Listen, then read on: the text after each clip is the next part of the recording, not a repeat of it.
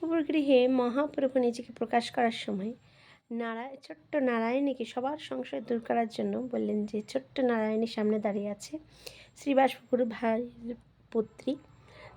তা বলল নারায়ণী, হুম তুমি কি হা কৃষ্ণ বলে কান্দো? তখন দেখা যাচ্ছে ছোট্ট নারায়ণী হা কৃষ্ণ করে প্রেমে কাঁদছে আর জল ধারা বয়ে যাচ্ছে। তখন মহাপ্রভু বলে, শ্রীবাস, এবার কি তোমার সংশয় দূর হলো? এবার কি তুমি ভয় পাচ্ছ? তখন শ্রীবাসবাবু বললে, আরে প্রভু, ভয় পাবো কেন?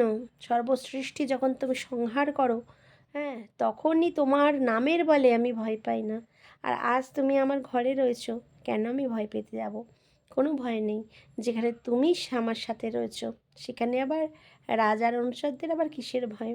তাই এই নারায়ণী, ছোট্ট নারায়ণীকে মহাপ্রভু কিন্তু তার পদের অঙ্গুষ্ঠ চাটিয়েছিলেন।